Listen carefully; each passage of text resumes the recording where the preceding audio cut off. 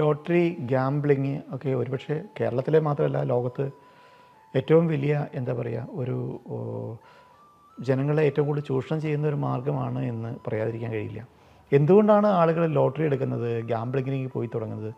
ഇതൊരു പക്ഷേ ചെറുപ്പം തൊട്ട് ഇവർ ശീലിച്ചിട്ടുള്ള ചെറിയ ഉപദേശങ്ങൾ കൊണ്ടായിരിക്കാം ഇങ്ങനെയൊക്കെ സംഭവിച്ചിട്ടുണ്ടാവുമെന്ന് എനിക്ക് തോന്നുന്നു.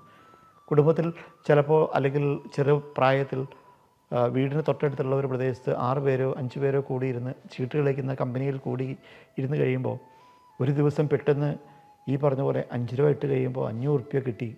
അത് കിട്ടിക്കഴിയുമ്പോൾ പെട്ടെന്നുണ്ടാകുന്നൊരു പ്രതീക്ഷ, അടുത്ത ദിവസം എനിക്ക് ഇതിലും കൂടുതൽ കിട്ടും തോന്നുന്നു.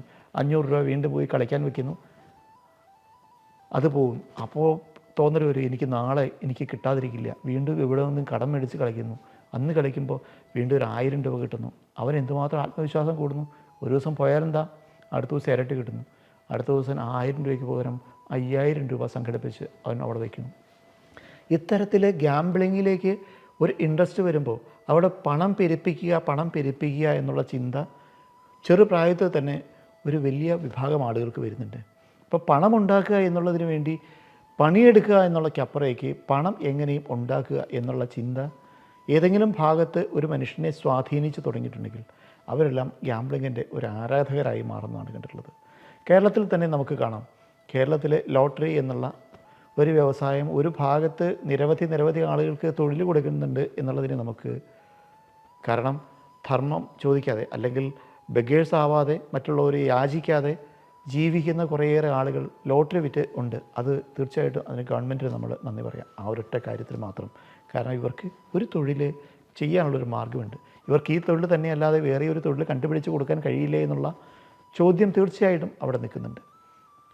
ഇതിനപ്പുറത്തേക്ക് വേറെ പല ഡിസ്ട്രിബ്യൂട്ടറും ഇവർക്ക് ചെയ്യാമായിരിക്കാം.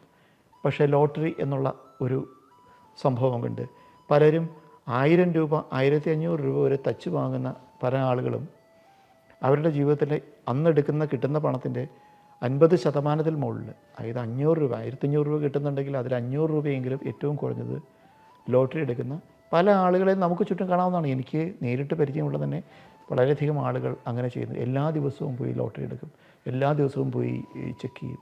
അതിൽ നിന്ന് ഒരു കെട്ടായിട്ട് തന്നെ വാങ്ങും. അടിച്ചാൽ വലിയൊരു അടി അടിക്കണം, ഇത് കീറിക്കളയും. സത്യത്തിൽ ഇവർക്ക് വല്ലപ്പോഴും ഒരു 1000 കിട്ടും, ഒരു 5000 കിട്ടും, ഒരു 10000 കിട്ടും. പക്ഷേ ഇവർ കഴിഞ്ഞ ഒരു മാസം എത്ര രൂപ ഇതിലേക്ക് മുടക്കി എന്നുള്ള കണക്ക് ഇവരുടെ ആരുടെയും കയ്യിലില്ല. കാരണം ലോട്ടറിക്ക് വേണ്ടി അങ്ങോട്ട് മുടക്കുന്ന പണം ഇവരാരും കുറിച്ച് വയ്ക്കാറില്ല.